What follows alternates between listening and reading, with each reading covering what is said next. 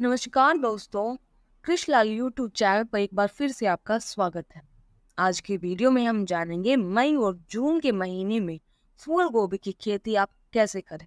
आप भी फूल गोभी की खेती करना चाहते हैं तो सबसे पहले आपको नर्सरी तैयार करनी होगी और नर्सरी भी आपको इस तरीके से तैयार करनी है कि वो 22 से 25 दिनों में ही बिल्कुल अच्छी तरह से स्वस्थ जो आपकी नर्सरी तैयार हो जाए।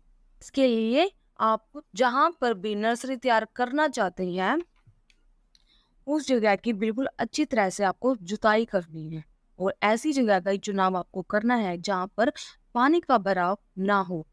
1 एकड़ की जमीन पर लगभग 120 से 150 ग्राम बीज की आपको जरूरत होगी। अब बात करें कि बीज का चुनाव हम कैसे करेंगे। अभी तापमान जो है बहुत ही ज्यादा चल रहा है तो हमें ऐसी वैरायटी का चुनाव करना है जो अच्छी तरीके से सर्वाइव कर पाए, अच्छे से ग्रोथ उसकी हो सके, क्योंकि सारी वैरायटी ऐसी नहीं है जो अच्छे से सर्वाइव कर पाएंगी। कुछ ऐसी वैरायटी है जैसे कि सिजेंटा कंपनी की 1522, श्री राम की 452, ये कुछ ऐसी वैरायटी है जो अच्छे से इस मौसम में जो है ग्रोथ कर सकती है। इसके अलावा आप अपने एरिया के हिसाब से भी उस वैरायटी का चुनाव कर सकते हैं जो अच्छे से इस तापमान को मतलब झेल सके, या फिर अपने आप आसपास की जो आपके एरिया के दुकानदार है या फिर आपके जो किसान भाई है उनसे पूछकर जो भी फूल गोभी की खेती करते हैं कि ये आपके एरिया के हिसाब से कौन सा बीज, कौन सी वैरायटी अच्छी रहेगी, तो आप उस हिसाब से उसका चुनाव कर सकते हैं। अब बात आती है नर्सरी तैयार कैसे करनी है।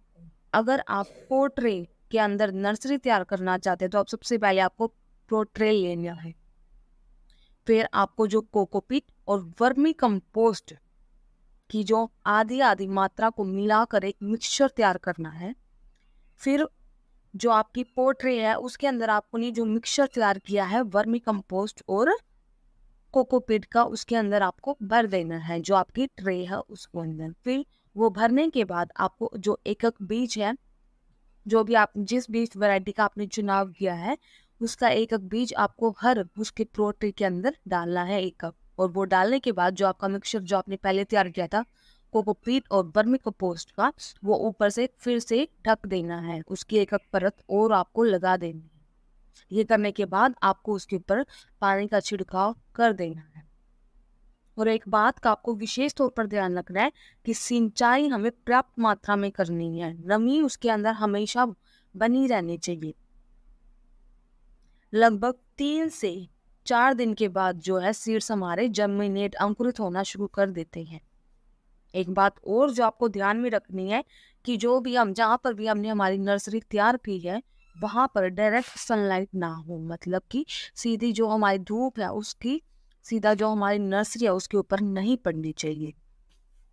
अगर आप इन बातों का ध्यान में रखकर नर्सरी तैयार करते हैं तो लगभग 22 से 25 दिनों के अंदर ही आपकी जो स्वस्थ नर्सरी बनकर तैयार हो जाती है। दूसरा तरीका अगर आप सिंपल जो सभी लोग करते हैं खेत के अंदर क्यारियां बनाकर जिस तरीके से नर्सरी तैयार करते हैं, तो आप उस तरीके से भी नर्सरी तैयार कर सकते हैं। उसके लिए आप सबसे पहले क्यारियां बनाएंगे। क्यारियों का बनाने से पहले आपको जो जिस भी जगह पर आप नर्सरी तैयार करना चाहते हैं उसकी अच्छी तरह से जुताई कर लेनी है और उसके बाद देसी खाद उसके अंदर आप मिला दीजिए और फिर रोटावेटर की हेल्प से उसको अच्छे से जुताई कर दे ताकि वो मिट्टी के अंदर अच्छी तरह से मिल जाए।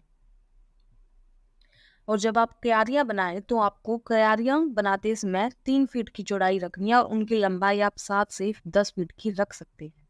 जो क्यारियां आपने बनाई है वो बिल्कुल लेवल में होनी चाहिए, मतलब एक सार होनी चाहिए, ऊपर नीचे नहीं होनी चाहिए। उसके बाद क्या करना है आपको, बीजों को आप मिट्टी में मिला सकते हैं, उसके बाद उसके ऊपर गोबर की खाद बुरका दें। फिर आपको सिंचाई कर देनी है। सिंचाई में आपको एक बात ध्यान में रखनी है कि पर्याप्त मात्रा में आपको सिंचाई करनी है। नमी बिल्कुल अच्छी तरह से जो हमारी में क्यारियां हमने बनाई है उसके अंदर नमी बिल्कुल अच्छी तरह से होनी चाहिए।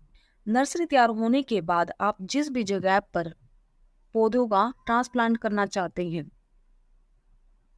वहां पर उस जगह की आपको अच्छी तरह से जुताई करनी है। सड़ी हुई गोबर की खाद का आप इस्तेमाल कर सकते हैं। उसके बाद रोटावेटर की हेल्प से उसको अच्छे से मिला देना है ताकि वो अच्छी तरह से रोटावेटर से जो हमारे जितने भी खाद हमने खेत के अंदर डाले हैं वो मिट्टी में अच्छी तरह से मिल जाएंगे। अब बात करेंगे फूल गोभी की बुवाई किस तरह करेंगे। तो आप मेड़ बनाकर फूल गोभी की बुआई करेंगे। मेड़ से मेड़ की दूरी 2 फीट रखनी है। गोभी की बुआई करने से पहले एक बात जो आपको अच्छी प्रकार से ध्यान में रखनी है वो कि अब जो हमने मेड़ तैयार की है, खेत जो है हमारा वो बिल्कुल गीला होना चाहिए। पानी से हमें उसे अच्छी तरह से भर देना है और शाम के समय में हमें जो गोभी के पौधे हैं उनकी ट्रांसप्लांटेशन हमें शाम के समय में करनी है और ट्रांसप्लांट करने के बाद हमें एक सिंचाई कर देनी है। अगर आप शाम में करते तो आप रात में भी सिंचाई कर सकते हैं या फिर आप अगले दिन सुबह भी कर सकते हैं। ये थोड़ी हमें जल्दी जल्दी सिंचाई करने की ज़रूरत होती है। वही बात मैं आपको फिर से बता रही हूँ कि नमी की बहुत ही ज़्यादा ज़रूरत होती है। आप मिट्टी के हिसाब से सिंचाई कर सकते हैं। अगर मिट्टी थोड़ी हल्की है तो आप जल्दी जल्दी सिंचाई कर सकते हैं। अगर काली मिट्टी है या फिर थोड़ी कठोर मिट्टी है तो आप एक एक दिन छोड़ कर ही सिंचाई कर सकते हैं। तो पूरा मिट्टी के ऊपर डिपेंड है, जैसी आपकी मिट्टी होगी आपको उसी हिसाब से सिंचाई करते रहना है। तो इन तरीकों को अपनाते हुए 10 से 12 दिन के बाद जो आपका जो फसल है वो ग्रोथ करना शुरू कर देगी और फसल को बीमारियों से बचाने के लिए आप समय समय पर स्प्रे करते रहना है आपको। तो ऐसे इन तरीकों को अपनाकर आप मई और जून के महीने में अगेती फूल गोभी की खेती आसानी से कर सकते हैं। अगर हमारी वीडियो अच्छी लगे तो वीडियो को लाइक जरूर करें और ज़्यादा से ज़्यादा शेयर करें ताकि दूसरों को भी पता चले कि अगर वो फूल गोभी की खेती करना चाहते हैं तो इन आसान तरीकों को अपनाकर वो आसानी से कर सकते हैं। और अगर अभी तक आपने चैनल को सब्सक्राइब ना किया हो तो ज़रूर कर लें।